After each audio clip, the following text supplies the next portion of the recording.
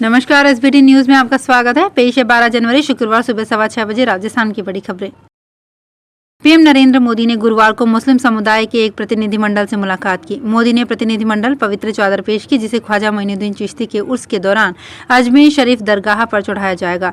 PM Modi ने खुद tweet कर मुलाकात की जानकारी दी। इस दौरान केंद्रीय मंत्री स्मृति ईरानी भी मौजूद रही। लोकसभा चुनाव 2024 के पहले अयोध्या के राम मंदिर में रामलला की प्राण प्रतिष्ठा में देश की कई पार्टियों का कार्यक्रम में शामिल न होना भी सुर्खियों में है। बुधवार 10 जनवरी को कांग्रेस ने ऐलान किया कि उनका कोई भी नेता प्राण प्रतिष्ठा कार्यक्रम में शामिल नहीं होगा। कांग्रेस के इस फैसले पर पार्टी के कई नेताओं ने असहमति जताई है। कांग्रेस नेता आचार्य प्रमोद कृष्णम ने कहा कि राम किसी पार्टी के नहीं है। हमारी लड़ाई राम या अयोध्या से नहीं, बीजेपी से है। कुछ लोग कांग्रेस को वामपंथी रास्ते पर ले जा रहे हैं। मैं चाहता हूं कि कांग्रेस नेतृत्व को अयोध्या न जाने के फैसले पर पुनर्विचार करना चाहिए। उधर गुजरात कांग्रेस के पूर्व अध्यक्ष अर्जुन मोढवाडिया ने भी रामलला प्राण प्रतिष्ठा कार्यक्रम में पार्टी के शामिल नहीं होने को गलत ठहराया है। कांग्रेस ने कहा कि सोनिया गांधी, मल्लिकार्जुन खड़गे, अधीर रंजन समेत सभी कांग्रेस नेता इस कार्यक्रम में शामिल नहीं होंगे। राजस्थान की उप मुख्यमंत्री दिया कुमारी ने भारतीय जनता पार्टी नेताओं को आह्वान किया है कि राज्य में सरकार आने से कार्यकर्ता अहम नहीं पाले, बल्कि आमजन की समस्याओं के निराकरण कराने में जुट जाए। दिया कुमारी ने गुरुवार को भीलवाड़ा भाजपा कार्यालय में कार्यकर्ताओं को संबोधित करते हुए ये बात कही। उन्होंने कहा, सत्ता आने के बाद व्यवहार बदल जाता है, ऐसा नहीं होना चाहिए। चाहे अधिकारियों के साथ हो, जनता के साथ हो या आपस के व्यवहार की बात हो, हमें सबसे समान व्यवहार रखना चाहिए, अहम नहीं होना चाहिए। जयपुर में गुरुवार दोपहर करीब 2:50 पर भूकंप के झटके महसूस किए गए, जिससे एक बारगी लोग दहशत में आ गए। ये भूकंप का झटका 24 सेकंड का था। इसके साथ ही दिल्ली से लेकर आसपास के क्षेत्र भूकंप के झटके से कांप गए। जम्मू कश्मीर के पुंछ व चंडीगढ़ में भी भूकंप के झटके महसूस किए गए। लाहौर, इस्लामाबाद में भी भूकंप से धरती डोली है। जयपुर मौसम केंद्र के निदेशक राधेश्याम शर्मा ने जानकारी दी कि 11 जनवरी को 2:50 पर 24 सेकंड के लिए भूकंप आया। राजस्थान में पेपर लीक मामले में ईडी की बड़ी कार्रवाई की गई। ईडी ने पेपर लीक मामले में 5 सरगनाओं को गिरफ्तार किया। गिरोह के सरगना सुरेश साहू, विजय डामोर, पुखराज और अरुण शर्मा गिरफ्तार हो गए। ईडी ने पेपर लीक मामले में 5 सरगनाओं को प्रोडक्शन वारंट पर गिरफ्तार किया। गिरोह के सरगना सुरेश साहू, विजय डामोर, पुखराज, पीराराम और अरुण शर्मा को ईडी ने गिरफ्तार किया। राजस्थान के मुख्यमंत्री भजनलाल शर्मा ने कहा कि प्रधानमंत्री नरेंद्र मोदी ने प्रत्येक वर्ग के लोगों के विकास और उनको आगे बढ़ाने में कोई कमी नहीं रखी है। मोदी की ओर से चलाई जा रही गारंटी योजना ने एक जन आंदोलन का रूप ले लिया है। मोदी ने देश की उन्नति, विकास और देश को आगे बढ़ाने के लिए अपनी ओर से कोई कमी नहीं रखी है। गाँव के प्रत्येक नागरिक मोदी की योजनाओं से वंचित लोगों को जानकारी देते हुए उनको योजना से जोड़ने में सहयोग प्रदान करें। मुख्यमंत्री शर्मा बुधवार शाम को पंचायत समिति सावर क्षेत्र के ग्राम भांडावास में आयोजित विकसित भारत संकल्प यात्रा शिविर एवं आयोजित जनसभा में बतौर मुख्य अतिथि के रूप में बोल रहे थे। राजस्थान के चोमू से महिला वाया रेनवाल जोबनेर स्टेट सड़क मार्ग पर काला डेरा से 3 किलोमीटर की दूरी पर बने टोल प्लाजा पर टोल कंपनी की ओर से टोल वसूली 15 जनवरी या इससे पहले करना प्रस्तावित है। पहले टोल कंपनी की ओर से 11 जनवरी से वाहनों से टोल वसूलना तय था, लेकिन टोल वसूली कंपनी व राजस्थान राज्य सड़क विकास एवं निर्माण निगम लिमिटेड के मध्य की शर्तें तय समय पर पूरी नहीं होने के चलते देरी हो गई। इस टोल से प्रतिनिधि करीब 22 से 25 हजार छोटे बड़े वाहन गुजरते हैं।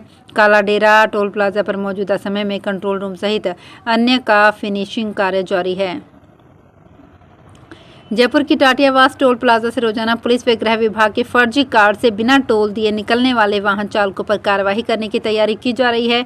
टोल कर्मियों ने जांच पड़ताल करते हुए 2 दिन में वाहन चालकों से 100 फर्जी कार्ड जब्त किए हैं, जिनको कार्रवाई के लिए चोमू पुलिस को सौंपा जाएगा। डूंगरपुर में शिक्षक बनने की राह पर चल रहे बीएड प्रशिक्षणार्थियों के लिए अब स्काउट गाइड का प्रशिक्षण लेना अनिवार्य होगा। अब तक इस प्रशिक्षण की अनिवार्यता डीएलएड में थी, अब इसे बीएड में भी लागू कर दिया है, जिससे कतिपय प्रशिक्षण संस्थाओं की नींद उड़ गई है। प्रशिक्षण को लेकर गुरु गोविंद जनजातीय विश्वविद्यालय के आदेश के बाद राजस्थान राज्य भारत स्काउट गाइड जिला मुख्यालयों ने कवायद शुरू कर दी है। जानकारी के अनुसार स्काउट गाइड आधारभूत जानकारी के लिए 7 दिवसीय वार्षिक प्रशिक्षण होगा। जीजीटीयू ने बांसवाड़ा, डूंगरपुर एवं प्रतापगढ़ के समस्त इंटीग्रेटेड एवं 2 वर्षीय बीएड के प्रथम वर्ष के लिए स्काउट गाइड का बेसिक कोर्स अनिवार्य कर रखा है। कोटा में गुमानपुरा थाने के हेड कांस्टेबल द्वारा परिवादी से अभद्रताएं, धमकी देने व उसके कपड़े उतरवाकर लॉकअप में बंद करने का मामला सामने आया है। परिवादी उसके ही परिवार की एक लड़की को एक लड़के द्वारा परेशान करने और सोशल मीडिया पर उसकी फोटो अपलोड करने के मामले में गुहार लेकर थाने पहुंचा था। जमानत पर छूटने के बाद परिवादी ने एसपी को परिवाद देकर पूरा मामला बताया। इसके बाद एसपी ने बुधवार को हेड कांस्टेबल को लाइन हाजिर कर दिया। चूरू पंचायत समिति की साधारण सभा की बैठक बुधवार को पंचायत समिति सभागार में प्रधान दीपचंद राहड़ की मौजूदगी में हुई। करीब 6 माह बाद नए साल में पहली बार हुई बैठक में कई महकमों के अधिकारी नदारद रहे। एसडीएम अनिल कुमार सैनी को तो विधायक हरलाल सहारण ने कॉल करके बुलाया। विधायक ने वीडियो शर्मिला छलनानी से कहा कि आगे ध्यान रखें, बैठक में नहीं आने वाले अधिकारियों को नोटिस देकर जवाब मांगे। कलात्मक सुंदरता, उत्कृष्ट नक्काशी कार्य, शानदार लोकेशन और प्राकृतिक माहौल स्वर्ण नगरी में इस तरह की आदर्श परिस्थितियां प्री वेडिंग के लिए काफी पसंद की जा रही है। कुछ वर्ष पहले केवल शौक के तौर पर प्री वेडिंग का शुरू हुआ प्रचलन अब पर्यटन के नए रूप के तौर पर विकसित हो चुका है। पहले वेकेशन टूरिज्म, फिर बॉर्डर टूरिज्म और कुछ समय पूर्व वेडिंग टूरिज्म के शुरू हुए दौर के बाद अब जैसलमेर में प्री वेडिंग शूट के तौर पर पर्यटन का रूप सामने आया है। सीकर जिले की श्री माधोपुर विधानसभा क्षेत्र से विधायक झाबर सिंह खर्रा के यूडीएच मंत्री बनने के बाद पहली बार सीकर आगमन के दौरान जगह जगह स्वागत कार्यक्रम आयोजित किए गए। नगरीय विकास एवं स्वायत्त शासन मंत्री झाबर सिंह खर्रा रिंगस पहुंचने पर सांसद सुमेधानंद सरस्वती खंडेला, विधायक सुभाष मील के नेतृत्व में भाजपा कार्यकर्ताओं ने स्वागत किया।